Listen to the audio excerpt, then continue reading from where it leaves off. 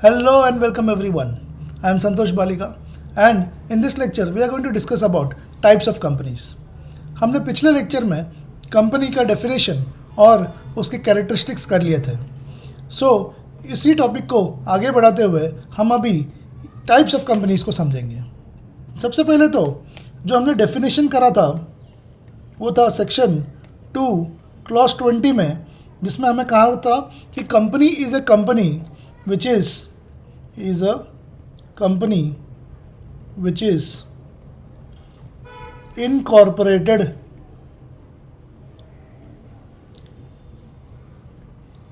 under this act or any other previous company law. Okay, so ये definition से हमें ये समझ में आया कि कंपनीज एक्ट जो है वो एप्लीकेबल, कंपनीज एक्ट 2013 ये एप्लीकेबल है किस टाइप की कंपनीज़ के लिए? उस कंपनीज़ के लिए जो कि इनकॉर्पोरेटेड है, जो कि रजिस्टर्ड है under the companies act.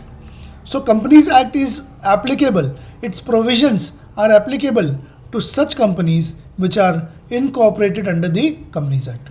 Okay, so हम यहाँ पे टाइप्स ऑफ कंपनी में हमारा जो फोकस होगा वो होगा जो कंपनीज इनकॉर्पोरेटेड है under the companies act. Okay, and those companies which are not incorporated but still carrying on business, उसके ऊपर एक स्पेशल प्रोविज़न दिया हुआ है जो कि है section 464 of the companies act and red with section 2 clause 40 of the companies act, जो कि कवर करता है अनइनकॉर्पोरेटेड कंपनीज को, अनइनकॉर्पोरेटेड कंपनी को. ये जो सेक्शन है इसे हम सेपरेटली डील करेंगे इस सीरीज़ में. यहाँ पे अभी फ़िलहाल नहीं कवर करेंगे, we will cover it later on. Currently our focus will be on which type of companies, those companies which are incorporated.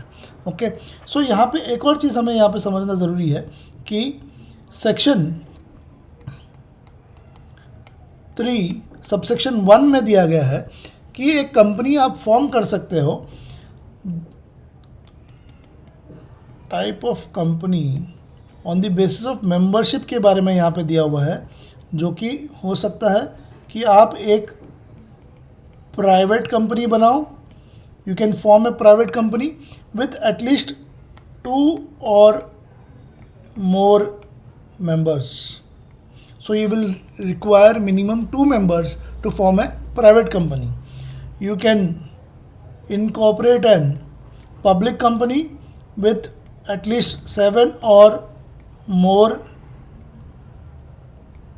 members. Okay, and you can incorporate the company as an OPC if there is only 1 member. सो ये नाम से ही हमें समझ में आता है 1 person company. ये सारे हम लोग कवर करेंगे एक एक करके. ओके, इन दी कमिंग लेक्चर्स. इस लेक्चर में हम कवर करेंगे प्राइवेट कंपनी और पब्लिक कंपनी को. ओके, ये दो को हम कवर करेंगे. फिर नेक्स्ट लेक्चर में हम ओपीसी को कवर करेंगे. इसके अलावा on the basis of control holding company, subsidiary company and associate company होता है. On the basis of liability company limited by shares, company limited by guarantee होता है. इसके अलावा गवर्नमेंट कंपनी है, फॉरेन कंपनी है और स्मॉल कंपनी है, डोरमेंट कंपनी है, प्रोड्यूसर कंपनी है. ये सारे अलग अलग टाइप्स ऑफ कंपनीज है. सारे टाइप्स ऑफ कंपनीज को हम एक एक करके यहाँ पे कवर करेंगे. Okay, in the coming lectures ये सारे कवर करके मैं यहाँ पे अपलोड कर दूंगा. So stay tune to this channel and subscribe to this channel. इस चैनल को सब्सक्राइब कीजिए. Let us dive into section 2 clause 68 which covers private company. तो ये सबसे पहला हम लोग जिस टाइप ऑफ कंपनी कर रहे हैं वो कौन से कर रही है हम लोग कर रहे हैं प्राइवेट कंपनी. जैसे हम लोगों ने जब समझा था सेक्शन 3 सबसेक्शन 1 में हमने कवर करा था कि प्राइवेट कंपनी को इनकॉर्पोरेट करने के लिए हमें कितने नंबर ऑफ मेंबर्स लगेंगे, minimum number of members, minimum 2 members लगेंगे. तो इसका डेफिनेशन दिया हुआ है प्राइवेट कंपनी का अंडर सेक्शन 2 क्लॉज 68. ओके, जब भी हम डेफिनेशन की बात करते हैं तो वहाँ पे हमें क्लॉज कहना है जो कि सेक्शन होगा 2. Always the definitions will be under section 2 and जो ब्रैकेट में होगा that will always be clauses, not subsections. Okay, whereas in terms of proper provisions it will be sections and जो ब्रैकेट में होगा वो क्या होगा, वो नंबर होगा, वो सबसेक्शन होगा. ओके, सो प्राइवेट कंपनी का सेक्शन क्या है, सेक्शन 2 क्लॉज 68।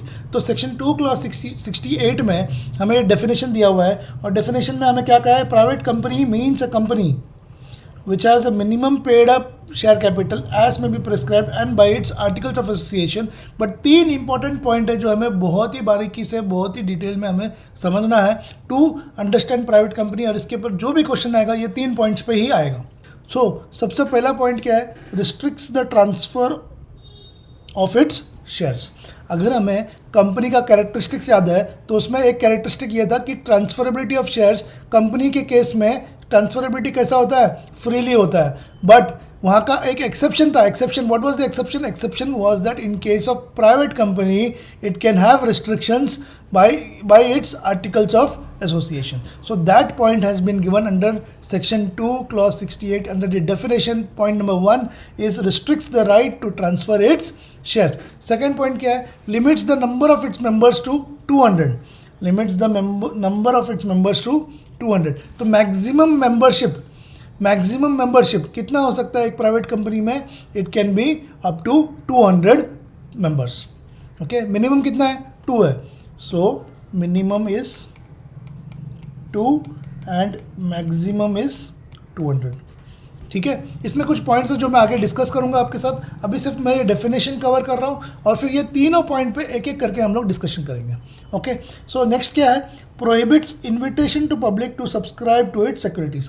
अब ये बहुत सिंपल सा चीज़ है कि एक प्राइवेट कंपनी है, प्राइवेट कंपनी वो कंपनी है जिसमें कि कुछ लोग जो क्लोज निटेड ग्रुप है, जो कि आपस में मिलके बिजनेस कर रही है, आपस में मिलके कैपिटल लेके आई है, they would not want outsiders to come into the company very easily. Okay, and hence this provisions are also reflecting that sense. तो जस्ट समझ लीजिए कि अगर एक प्राइवेट कंपनी ने अगर पब्लिक को शेयर्स ऑफर कर दिए सब्सक्रिप्शन के लिए, तो क्या ये प्राइवेट कंपनी रहेगी, उसके तो पूरा कैरेक्टर ही चेंज हो जाएगा। इसके लिए ये प्रोहिबिशन यहाँ पे लगा हुआ है, prohibits invitation to the public to subscribe to its securities. ये वाला पार्ट भी क्लियर हो गया। So there are 3 points. So देखो, मैं इस 3 पॉइंट को यहाँ पे आपको ये कर देता हूँ, समराइज कर देता हूँ। RLP के थ्रू हम लोग इसको समझेंगे। R का मतलब क्या है, रिस्ट्रिक्ट्स। क्या रिस्ट्रिक्ट कर रहा है, ट्रांसफर ऑफ शेयर्स। क्लियर है। लिमिट्स का मतलब क्या है, क्या लिमिट कर रहा है, मेंबरशिप कितना, नॉट मोर देन 200, मतलब मैक्सिमम कितना होगा, 200। ओके, और प्रोहिबिट, क्या प्रोहिबिट कर रहा है, to offer securities to public. ठीक है, सिक्योरिटीज़ का मतलब क्या है, what do you mean by security, securities का मतलब होता है शेयर्स भी हो सकता है और डिबेंचर्स भी हो सकता है। ठीक है, क्लियर हो गया, ये तीनों पॉइंट्स क्लियर है, डेफिनेशन क्लियर हो चुका है। अब ये डेफिनेशन में ये जो तीनों पॉइंट्स है, इसको एक एक करके हम लोग डाइसेक्ट करेंगे, डिकोड करेंगे, और कुछ एक्सप्लेनेशन दिया हुआ है लॉ मेकर ने, उसको भी यहाँ पे हम लोग कवर करेंगे। ओके, सो प्राइवेट कंपनी, सबसे पहला क्या था, रिस्ट्रिक्शन। आर का मतलब क्या था, रिस्ट्रिक्शन। आर का मतलब क्या था, restriction on the right to transfer it shares. तो हमने जैसे बोला कि अगर एक नॉर्मल कंपनी का कैरेक्टरिस्टिक क्या है, फ्रीली ट्रांसफरेबल है, बट यहाँ पे एक रिस्ट्रिक्शन है। रिस्ट्रिक्शन का मतलब ये नहीं कि वहाँ पे क्या है, prohibition. It is not a prohibition, it is not a prohibition, it is a restriction. Restriction किस के थ्रू लगा सकते हैं, अपने आर्टिकल्स ऑफ एसोसिएशन के थ्रू प्राइवेट कंपनी रिस्ट्रिक्शंस लगा सकती है। ओके, कॉमनली कौन से रिस्ट्रिक्शंस होते हैं, कॉमनली जो रिस्ट्रिक्शन है, एक बहुत ही इंपॉर्टेंट कॉन्सेप्ट यहाँ पे आता है, वो है right of preemption. Right of preemption, इस कंसेप्ट का मतलब क्या है कि मेंबर अगर चाहे तो अपने शेयर्स बेच सकता है, बट बेचने के पहले मेंबर को सबसे पहले क्या करना पड़ेगा, उसे ऑफर करना पड़ेगा एग्जिस्टिंग शेयर होल्डर्स को।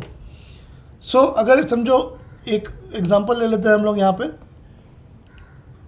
और हम कहते हैं कि ABC प्राइवेट लिमिटेड है, एक कंपनी है।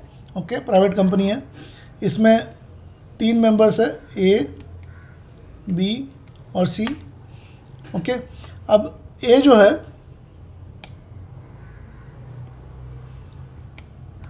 है, उसके शेयर्स सेल करना चाहता है, तो उसे क्या करना पड़ेगा, उसे पहले ऑफर करना पड़ेगा शेयर्स को बी एंड सी को, जो कि क्या है, एग्जिस्टिंग शेयर होल्डर्स है, ठीक है। और ये जो ऑफ़र करेगा, ये ऑफ़र एक फेयर वैल्यू पे करना पड़ेगा, प्लस फेयर वैल्यू पे करना पड़ेगा, या वैल्यूएशन जो एग्रीड है उसके हिसाब से करना पड़ेगा। Okay, now if B and C do not buy, अगर ये दोनों बाई नहीं करते हैं, then A can sell it to outsiders. Okay, और ये जो आउटसाइडर्स पे देगा उसके ऊपर भी कहीं ना कहीं कुछ ना कुछ रिस्ट्रिक्शंस लगा सकती है under the articles of association. So ये वाला कॉन्सेप्ट क्लियर हो गया हमें। इस कॉन्सेप्ट को ही कहते हैं हम लोग राइट ऑफ प्री एम्पशन, ठीक है। तो ये राइट ऑफ प्रीएम्पशन जो है ये प्राइवेट कंपनी को लागू होती है कि वो अपने शेयर्स जो है पहले एग्जिस्टिंग शेयर होल्डर्स को देगा, उसी के बाद में अगर उन्होंने नहीं लिया तो ही वो क्या कर सकता है, आउटसाइडर्स को दे सकता है। इसके अलावा रिस्ट्रिक्शन ये भी लगा सकते हैं कि अप्रूवल ऑफ डायरेक्टर्स लेना चाहिए before the selling of shares. Now यहाँ पर डायरेक्टर्स के पास पूरा राइट है कि वो रिजेक्ट भी करे या वो एक्सेप्ट करे, उनके ऊपर पूरा राइट है यहाँ पर। एडिशनल रूल्स भी लगा सकते हैं which can be provided in its articles. तो ये रिस्ट्रिक्शन जो है ट्रांसफरेबिलिटी ऑफ शेयर्स का, ये वाला पॉइंट क्लियर हो गया हमें। अभी नेक्स्ट पॉइंट क्या है, नेक्स्ट पॉइंट है limits the number of members to 200। अब इसमें एक एक्सप्लेनेशन दिया हुआ है यहाँ पे, explanation to the second point has been provided by the lawmaker himself.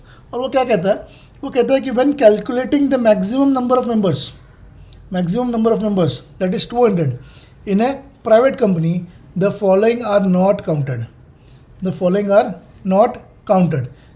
किसे काउंट नहीं किया जाएगा जब आप कैलकुलेट करोगे 200 का थ्रेशोल्ड के लिए। ओके, तो एक सबसे पहला जो चीज़ है उसमें यह है कि जो भी कंपनी के एम्प्लॉयज़ है और वो मेंबर्स भी है, और वो क्या है, मेंबर्स भी है, तो इन दैट केस उन्हें काउंट नहीं किया जाएगा in the calculation of number of members of 200 का threshold limit.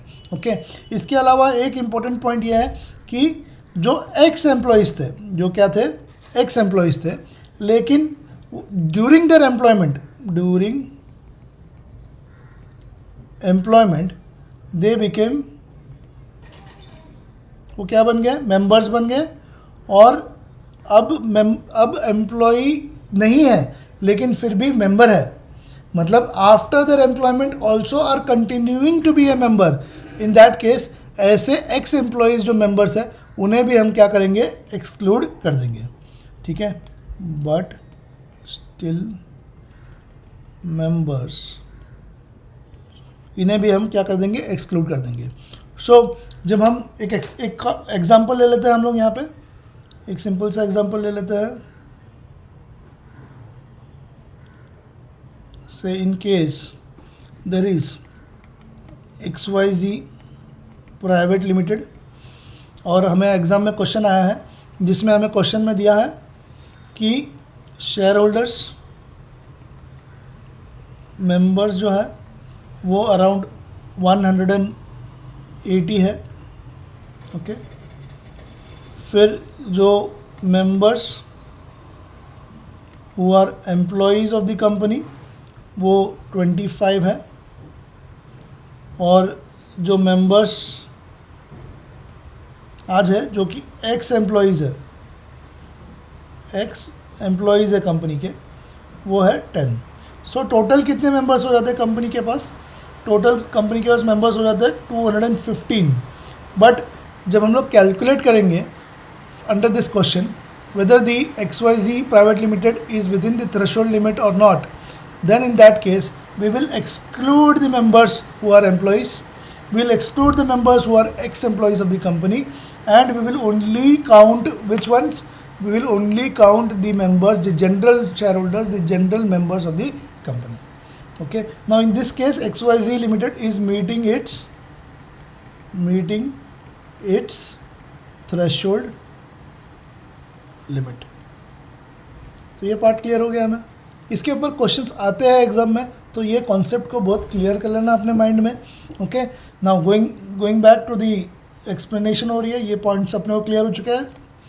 employees who are members of the company and ex-employees who became members during the employment and continue to hold after leaving the job also. Okay so ये 2 point हमारा clear हो गया. अभी third point क्या था? Third point ये है prohibits invitation to public to subscribe to its securities. Correct है. अब इसमें हमको क्या क्या देखना है यहाँ पे कि हम जैसे हमने कहा कि प्राइवेट कंपनी का जो कैरेक्टर है, कैरेक्टर में क्या दिया है कि वो क्लोज निट ग्रुप है, कुछ इंडिविजुअल्स चला रहे हैं इस बिज़नेस को और उस इंडिविजुअल्स के बीच में ही होनी चाहिए, मैक्सिमम मेंबरशिप 200 की होनी चाहिए. ठीक है ना. So that is why a private company can not raise funds from public at large. तो वो कोई भी प्रॉस्पेक्टस इशू नहीं कर सकती है जनरल पब्लिक को टू बाय और सेल देयर शेयर्स और डिबेंचर्स. एंड एनी अटेम्प्ट अगर आप करते हो ऐसा कुछ भी तो आपको मान लिया जाएगा कि आप क्या हो, पब्लिक कंपनी हो, और पब्लिक कंपनी के सारे प्रोविजंस आपको अट्रैक्ट हो जाएंगे, आपके ऊपर एप्लीकेबल हो जाएंगे. जो रिलैक्सेशंस आपको एक एज अ प्राइवेट कंपनी मिल रहा था वो बंद हो जाएगा. तो ये वाला पार्ट भी क्लियर हो गया हमें. सो कुछ फीचर्स समझ के लेते हैं प्राइवेट कंपनी के. सम की features of the private company. की फीचर्स में क्या क्या है? एक तो है कि नंबर ऑफ मेंबर्स कितने हो सकते हैं, मिनिमम 2 हो सकते हैं, मैक्सिमम 200 हो सकता है. ये तो ऑलरेडी हम लोगों ने एक्सप्लेन कर लिया. डायरेक्टर्स कितने हो सकते हैं एक प्राइवेट कंपनी में? तो मिनिमम 2 डायरेक्टर हो सकते हैं और मैक्सिमम कितने हो सकते हैं? 15 हो सकते हैं. उससे ज़्यादा भी कर सकते हैं अगर आप स्पेशल रेजोल्यूशन पास कर दो मीटिंग में. ओके. अच्छा, प्राइवेट कंपनी को हम पहचानेंगे कैसे कि ये प्राइवेट कंपनी है कि पब्लिक कंपनी है? तो सबसे सरल और सबसे ईजी तरीका है कि उसके नाम its name should end with private limited. Okay, its name should end with the words private limited. And can it raise capital through public? It can not raise capital to public. It cannot offer its shares or debentures to subscribe by the public. Transfer of shares restricted है. Exemptions काफ़ी सारे exemptions जो मिल जाएंगे जो कि public company को fulfil करने पड़ते हैं. तो इसीलिए प्राइवेट कंपनी के लिए कुछ रिलैक्सेशंस यहाँ पे प्रोविजंस में दिए हुए हैं. ओके. तो ये था प्राइवेट कंपनी का पूरा हमने डेफिनेशन समझा प्राइवेट कंपनी का जो कि था सेक्शन 2 क्लॉज 68 में. तो अब हम समझेंगे पब्लिक कंपनी के बारे में. ठीक है. पब्लिक कंपनी जो है उसका डेफिनेशन दिया हुआ है सेक्शन 2 क्लॉज 71 में. ओके. सेक्शन 2 क्लॉज 71 में दिया है पब्लिक कंपनी, सेक्शन 2 क्लॉज 68 में दिया है प्राइवेट कंपनी. दोनों का सेक्शन आपको याद रखना पड़ेगा. आपको एक अलग से इंडेक्स बना के रखिए. सेक्शंस के बारे में मुझे काफ़ी बार पूछा जाता है कि कैसे रट्टा मारें, कैसे इसको याद करें. रट्टा मारने का ज़रूरत नहीं है. आप अपने रजिस्टर में लास्ट का 3-4 पेजेस लीजिए. वहाँ पे सबसे इम्पॉर्टेंट जो सेक्शंस है, इंपॉर्टेंट जो डेफिनेशंस है उसके सेक्शंस आप लिख के रखिए और उसको गो थ्रू करते रहिए, रिवाइज करते रहिए. जब आपको अपॉर्चुनिटी मिलता है उसको गो थ्रू कीजिए. आपको अपने आप धीरे धीरे वो आपके सबकॉन्शियस माइंड में आने लग जाएगा. ओके. सो पब्लिक कंपनी का डेफिनेशन में क्या दिया है देखो, बहुत सिंपल सा है.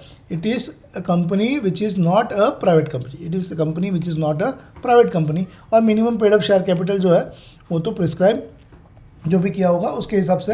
अभी तक तो सेक्शन 2013 एक्ट में कुछ भी ऐसा प्रिस्क्रिप्शन नहीं दिया है, वो डेफिनेशन में दिया हुआ है. Okay. So public company means a company which is not a private company. तो प्राइवेट कंपनी में हमने जो भी सीखा वो सब कुछ नहीं एप्लीकेबल होगा पब्लिक कंपनी को. तो हम क्या कहना चाहते हैं यहाँ पे कि प्राइवेट कंपनी में क्या था, RLP हमने सीखा था. ये RLP जो है ये पब्लिक कंपनी को एप्लीकेबल नहीं है. इसका मतलब क्या, ट्रांसफरेबिलिटी ऑफ शेयर्स पे कोई रिस्ट्रिक्शन नहीं है, फ्रीली ट्रांसफरेबल है. लिमिट नहीं है कोई भी मेंबरशिप को, अनलिमिटेड मेंबर्स हो सकते हैं. और कोई प्रोहिबिशन नहीं है कि आप पब्लिक को नहीं दे सकते. पब्लिक कंपनी का मतलब यही है कि पब्लिक कंपनी पब्लिक के पास से फंड्स रेज कर सकती है in terms of issue of shares और डिबेंचर्स. ओके. ये पार्ट क्लियर है. अच्छा, इसके अलावा कुछ एक इंपॉर्टेंट पॉइंट्स है कि ये पब्लिक कंपनी जो है वो लिस्टेड भी हो सकती है और अनलिस्टेड भी हो सकती है. So public company can be a listed company as well as an unlisted public company also. Okay. Next क्या है, if a private company is a subsidiary company.